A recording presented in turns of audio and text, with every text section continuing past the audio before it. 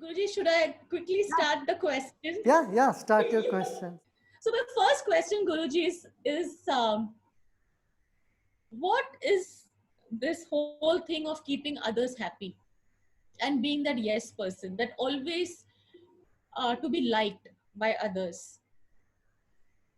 There are times when you just want to be liked by others, and therefore you do everything which won't be happy for yourself, but you will make sure that you are doing it for the other person. See, when you want to be liked by others, that is the way to lead you to more, disappointments. Because there are many people who like you and they don't like you. Even if they don't like, you can't believe that they really don't like you. Inside they may be liking you. Even those people whom you think they like you, there is a part in them that doesn't like you also. So we should not base our life on someone else likes and dislikes. We should be well grounded in ourselves and do what we think is the best for others. One is to do for others what is good for them, and another is to do something so that they appreciate it. These are two different things. Like a mother, you will do only that is good for the kids. Suppose your children want to go and play in the rain and the season, what you would say? No way, stay inside, right? So, you know what is good for them and you do good for them. You don't care even if they don't like or they don't like what you do, right? So we cannot go on someone's likes and dislikes all the time because they themselves are not sure about their likes and dislikes. They keep changing, right? See, in your own mind, you go and buy something in a shop. When you come back home, by the time you are back home, you may not like it, You think maybe if you made a wrong choice, you should go and exchange. Often people when they buy garments, they ask the shopkeeper, is it allowed to exchange if I can come and exchange? So we are not sure about our likes and dislikes. So we should not be sure about others' likes and dislikes also. But Guruji, then doesn't it uh, that you are there in the bad books of that person? Now tell me one thing. You have done so much good to somebody. You only wished good, you only did good. And suddenly one day you find for no reason they have turned against you. Hasn't this happened? Yes. It has happened. You ask anybody. I often ask this question to people who come to ashram. Haven't you had this experience that you did only good, but suddenly you wonder what happened to this my friend is turned against me? And the reverse is also true. Someone whom you never even met before have come to your help at the need. This has also happened. So, enemy turns into good friend and good friend turns into enemy. What is happening you see in the political parties, they were strong enemies, now they are together and ruling the same state. So, there is one saying in Sanskrit, Kalaya Tasmai Namah. It's a time. The time can change anything. That's why better not to depend on others' expression of their feelings and be founded in your own self. Yeah. Yeah. Uh, there's this huge thing right now on people being two facets. There is a perception and there is a reality. And it is that you build a perception, and that perception is what people are used to looking. Whether it is true or untrue, no one knows about it. Why are people so scared to be their real selves? What is this whole thing of um, being something else when no one is looking at you, and then something else when everyone is looking at you? And that's how the world is moving right now. You mean like what one is, what one tried to project themselves. Huh? This Exactly. indicates fear and lack of acceptance from the other people. See, when our life is dependent on others' acceptance, we try to make others accept us all the time. This is how the world is, this is how people are. We cannot expect enlightened behavior from everybody. But you are free to be the same inside and outside. I would say really educated, well-founded, satisfied, contented human beings doesn't need to show off, doesn't need to put a mask or behave differently. They can be themselves. At the same time, people who think they are just very frank and fair and whatever they are doing, they are very open, they can be rude and foolish also. A sense of right, I am right, a sense of righteousness can make you very stiff and rude and not considerative. This is one side. Another side is trying to be what you are not. So I think one has to go to the middle path where you just be yourself, natural. At the same time, you are sensitive to others' needs. Guruji, for every action, there's always an opposite reaction.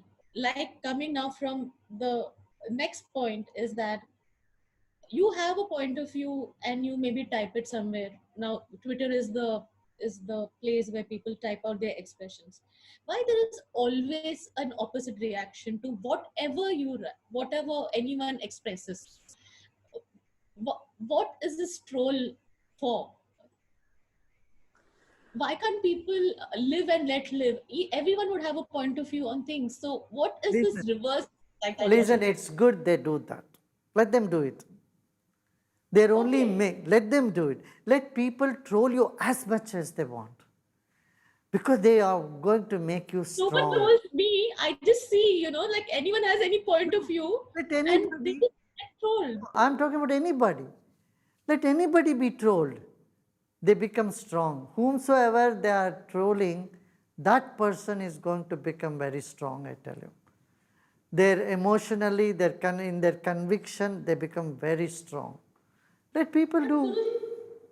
You cannot affect person's mind because you should not get affected by trolling. You should not get affected by others' comment. That is where your personality can become really strong and well-founded. Otherwise, your peace, your joy, your happiness, your compassion, everything will be on a very weak wicket. When you can stand up to criticism of all type,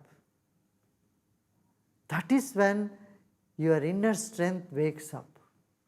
So I would say people just go ahead and do as much, criticize as much as you can, and you will make the person very strong. If this is their intention, I congratulate them. But if they are trolling, there are only two reasons for people to troll. One is they really love the person whom they are trolling. So they want them to be correct, okay? And the other case is that they are trolling because they are agitated, they are restless, they themselves are frustrated, or they are jealous. So a person who is jealous is equivalent to a person who is sick. And you don't get upset with sick people.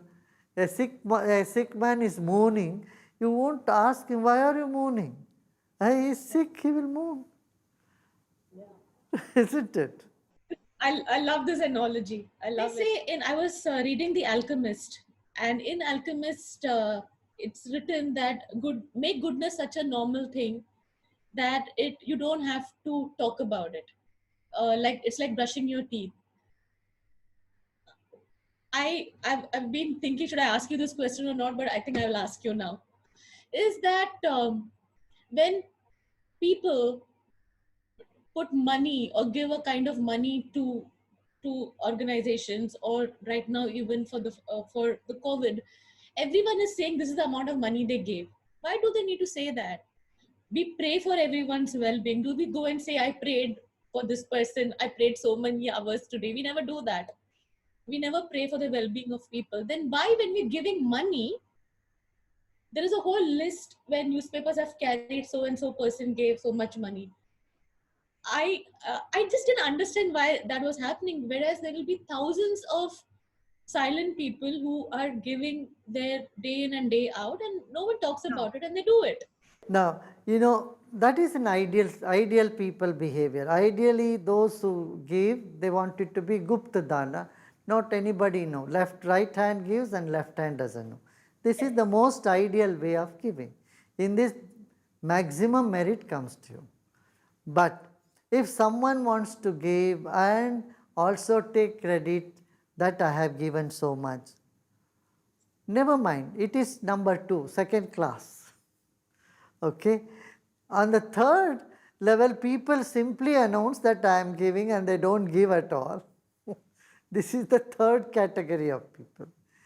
So, in any way, let at least even those third category people who announce I am giving and don't give, at least have inspired someone else to give. Right? Say someone, a state comes and say, I am going to give for all the doctors and the nurses something. And when he has said that or declared that, his competitor, his colleague, he will hear that, oh, he has given, I also should give. Maybe this man has not even given, but he made someone else give. In that sense, he is also part of the merit. He also gains that merit. So, it is said, Shriya Deyam, Hiya Deyam, Shraddhaya Deyam, Ashraddhaya Deyam. In the Upanishad, there is a whole thing about it. It says, give with faith, give without faith. However, because somebody anyway is going to get benefit out of it. Now my next question, continuation from this. They say that, if you truly deeply want something, pray God and put it to the universe, and the universe will find its way to make it happen. What is there in that universe, Guruji, that it will try making it happen? This is what, see, it's the Sankalpa Shakti. This is what we have been telling from ages. This originated in India.